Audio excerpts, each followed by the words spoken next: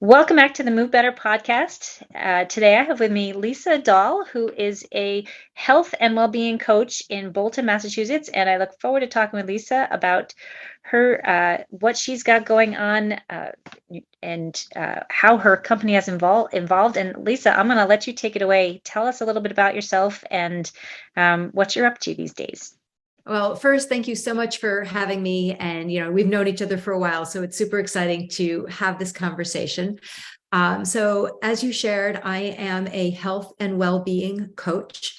And what that really means is that I work with women, meeting them wherever they are in their health and wellness journey, and helping them understand where it is that they want to get to.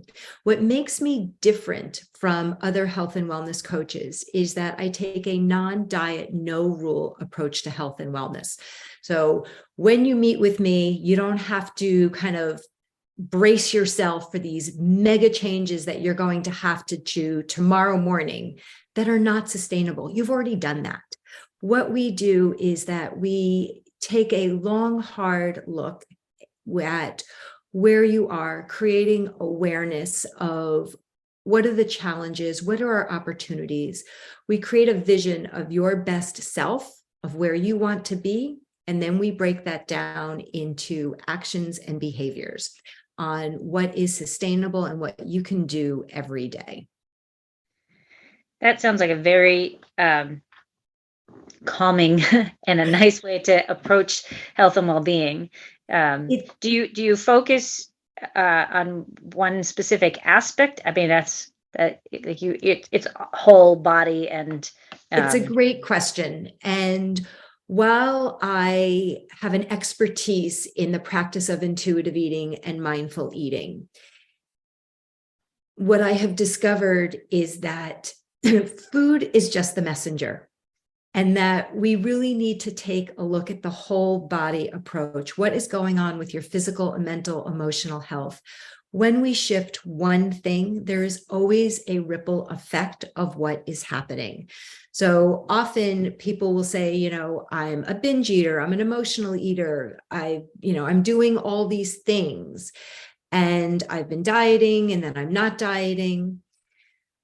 We take a look at what's going on in your life. What are the triggers? How are you managing stress? What's in your toolbox? We look at your strengths, your past successes. How do we bring in the things that you already know how to do? Because you already know how to problem solve in different parts of your life. We want to revisit those areas to help you see where you can bring those things into the present challenge that you may be having. So often somebody will say, well, I can't sleep. I'm up at 2 a.m. What do I do about my sleep? It's not what's happening at 2 a.m. Most likely what's happening at 2 p.m. When we finally just, crash at the end of the day and lay down, that's when all those thoughts start to come flooding into us because we haven't had a time to process what's going on. So we really I take a full body approach and really unpack through vision planning, what's happening, what are you doing, where do you want to be? And then we break those down into 3-month goals and weekly goals that are sustainable. And when we, determine those goals, we have that conversation, and as simple as it sounds, on a scale of 1 to 10, how successful do you think you're going to be with that goal?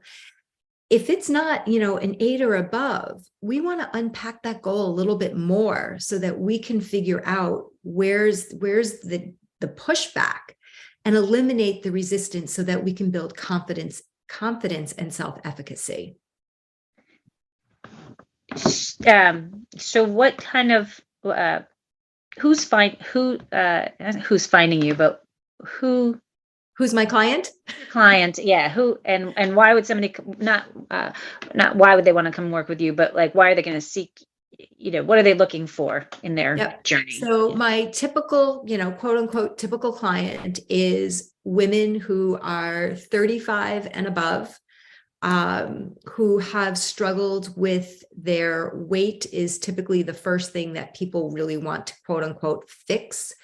But what I have discovered is that I work with people who have time management challenges, who are struggling in their relationships and how it's affecting their relationship and how they perceive themselves. Balance, work-life balance, managing kids, all of these things impact our health and wellness. And when I really took time to look at, my past, 100 sessions of who I was working with, all these different topics emerged of what the challenges are that my clients are working with. And it has to do with stress, work-life balance, children, relationships, partners, managing their, parent care.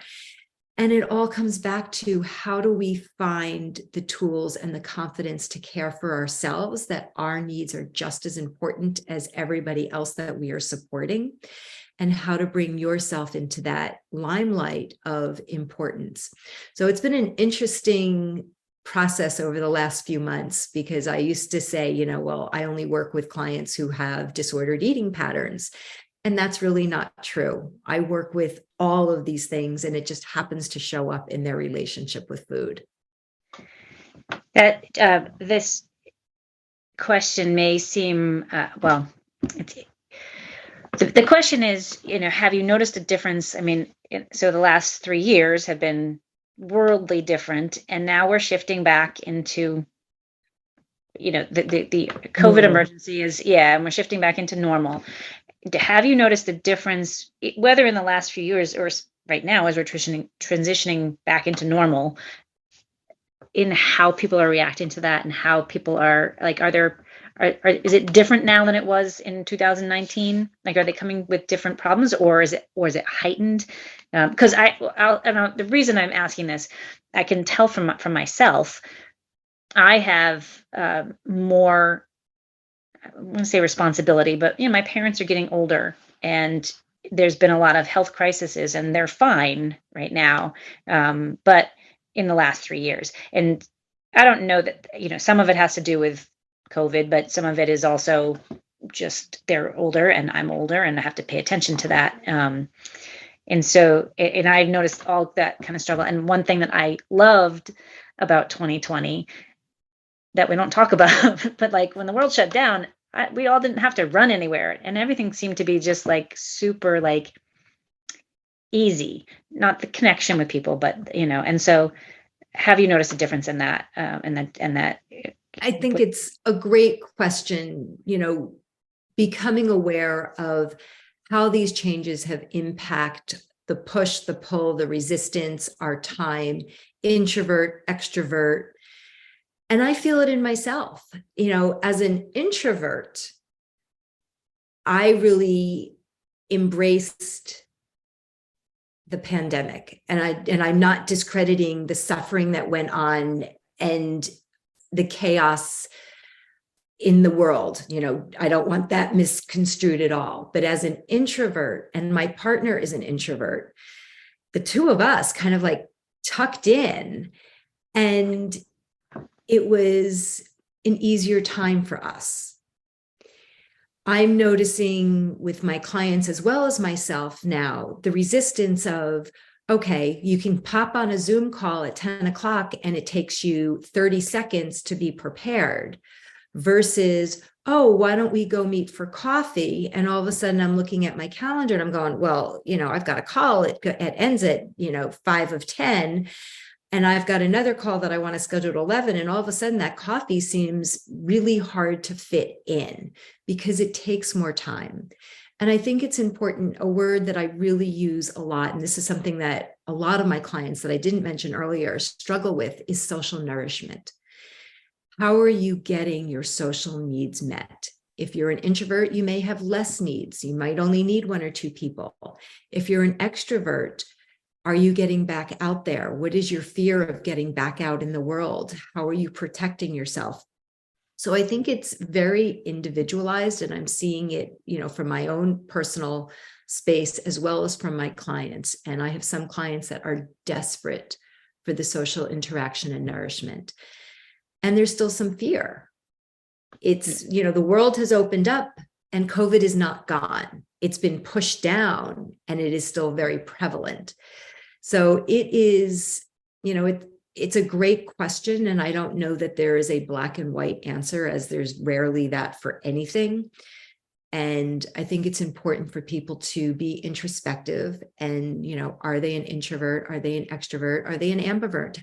Where are they getting their energy from? If they are feeling that they are isolated and would be happier going outside, notice the resistance, name the resistance, so that you can start to find ways to get over that resistance if you are in need of more social nourishment and getting out. And is it business? Is it pleasure? It's a complicated answer. And I think it's something that really needs to be continually addressed. But I am definitely seeing clients, especially my older clients, where they either live alone or have their friends are passing, like there's all different things, or their families live out of state.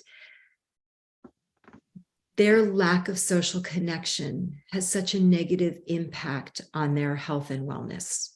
And it's something that really needs to be addressed, because as we get older, when we are socially connected, that expands your lifespan. If you are not socially connected, no matter how old you are, that has a negative impact on your lifespan. These problems and challenges are real. So it's important. It's not, I just don't have any friends. It's deeper than that. That's just the tip of the iceberg. Yeah, I can see that 100% with both parents and how they're in different spaces. But one is a little bit more isolated and has, and my mom was very social, and a lot of her friends either live out of state, they're not from around where we are, or they are, have passed on, and and so she feels very isolated, and her family's all, and so I see that aspect of it. And then my dad, who was living alone and now is in an assisted living, like he's thriving to an extent because he's around people and having more social interaction. And it's a hard, he also was uprooted and had to leave his home. So, there's different aspects of that, but I think it's something that we don't really address. And you're right. I think it needs to get talked about more. So yeah, it's funny. Like my parents are, my dad's going to be 89. My mom's going to be 85. They are in incredible health. They travel, they do their things, definitely aging gracefully. We should all be so fortunate. And several years ago, my parents were living in a condo and my mom said, I want to move. And I'm thinking, like, are you freaking kidding me? Like, you live in this lovely space. Why do you need to move? Because it's going to be a lot of work. And my daughter, who is a freaking rock star, really stepped up and helped my parents, because my mom wanted to renovate and redecorate this new condo and all these things that I didn't have the capacity for. It's not what I love, and my daughter does. And I'm just beyond grateful. And I was so adamant in my mind that this is just such a terrible thing. And why are you doing this? And fortunately, they proved me wrong. They moved, she chose a place that reminds me of the college dorm. She must have a dozen friends that they see. All they have to do is, go downstairs, they sit outside by the pool, or they go to the rec room, whatever it is. And she feels safe. She feels secure. There is a nurturing environment with all their friends. My father goes to, they call it the boys club. And at 1:30 or whatever time it is, there's probably a dozen men that go downstairs and they sit and they talk about current events and intellectually stimulated. And it has been fantastic for them. And I just saw the work, because my mom could be very headstrong. She is fierce, and as fierce as she is that loving and wonderful and amazing, but she could be super headstrong. And I thought, like, I don't have the capacity to this. Why are we doing this? And they love it there. And and the other thing was that they moved from an over 55 community. So she hated being around quote unquote old people. She's like, the only time that anybody moves in is when somebody dies. How horrible is that? Right. And they moved to this place now that has a few young kids, but more people my age, like mid 50s and up. And she sees real life, and they need to see the young people. So noticing where you live and who you're surrounded by in your environment has such an important toll on your daily experience. Yeah. That's a huge takeaway right there. um, uh, what tips would you give somebody who, since we're, I guess, on this, and there goes my camera moving on me.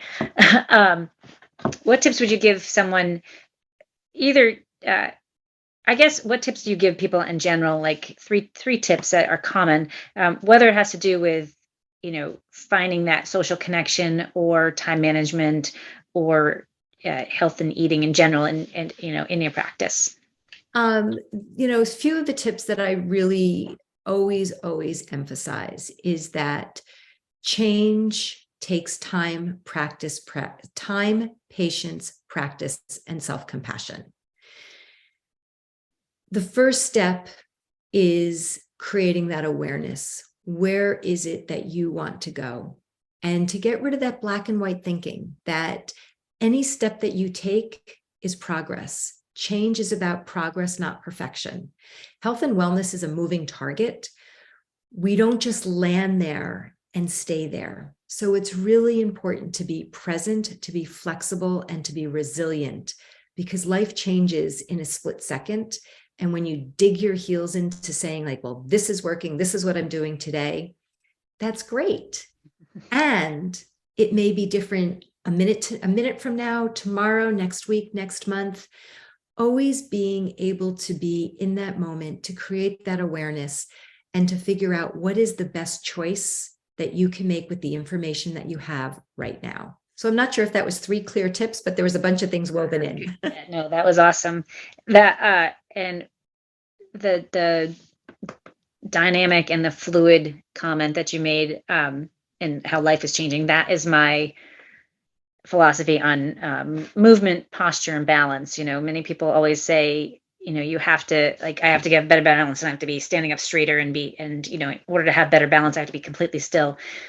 And both of those are dynamic and fluid. Your posture, we have to be able to move in and out of a static posture. We have to, move in and out of a position to have good posture. And when we can't move in and out of that, we're stuck in our way of thinking, in our way of in our body, then we develop poor posture, and dysfunction. And same with balance. We're never stationary. There's always a little bit of sway. So there's always movement and flow. So I like how you, that to me is a great way to pull that back into movement as well, in general, and how movement reflects life, really. Yeah, it's one thing to be able to stand on one leg when you are, standing and next to a wall. What happens when you have to cross a log? You have to shift, you have to pivot, you have to balance. And life is a balancing act. We are all juggling. Some of us are juggling too many balls, and it's noticing, which balls do you need to really get rid of, and how to understand where the things are happening in your life that are not necessarily focusing on the negative, but reinforcing the things that bring you joy. Looking for the positive every day. Think about, like, when I work with my clients, I ask 2 questions no matter what. Tell me where you're at today so that I have an idea of what's happening in their world. And then we shift to what is the best thing that has happened since the last time that we have talked.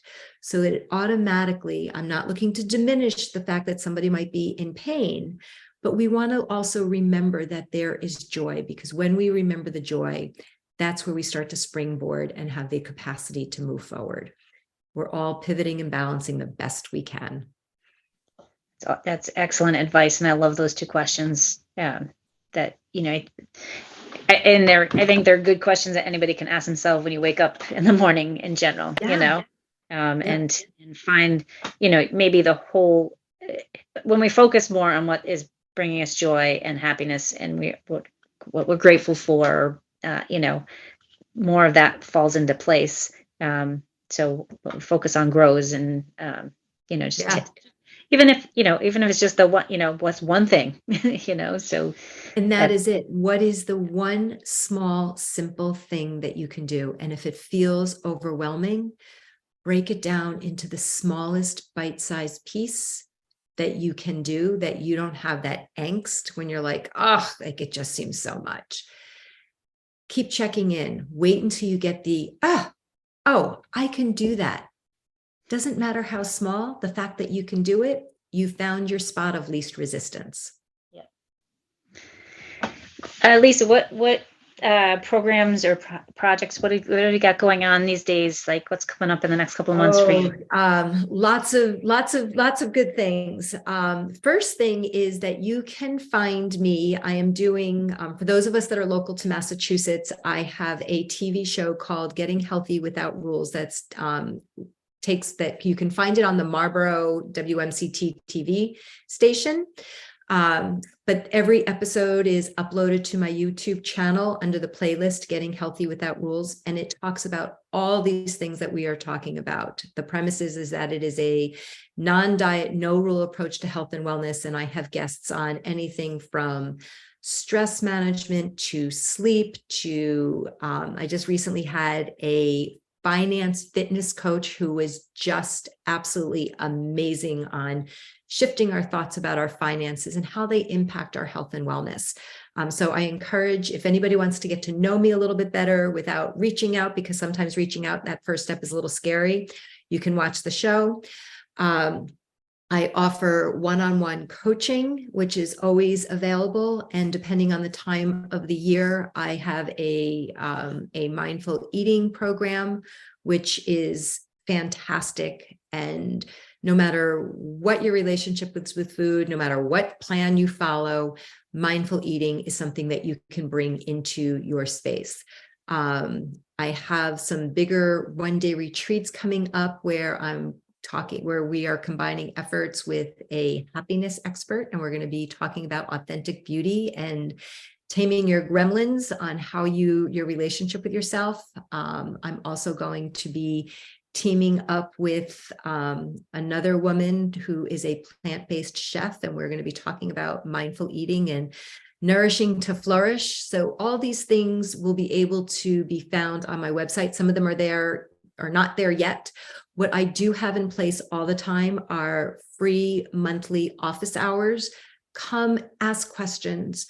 I have free curated conversations once a month, which is an offshoot of Getting Healthy Without Rules, so that we can dive deeper into these topics.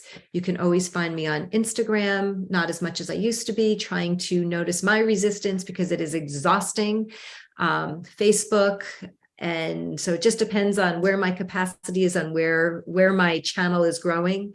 But right now, my biggest efforts is on my TV show, because I just find that is real, true information. That's super helpful. Yeah, I didn't know you had that. That's amazing. I'm so excited for you. And I can't wait to go check it out. Yeah, it's been, I don't know when this is being aired, but I started it in February of 2023. So it's not that old. And there's probably about 4 episodes a month. So when a week comes out, give or take, we're not exact, but that's the cadence. And I'm super excited about my guests that are coming up and what we're talking about. And the bottom line is that we all have different needs and opportunities with our health and wellness. And it's learning to find out what you need right now.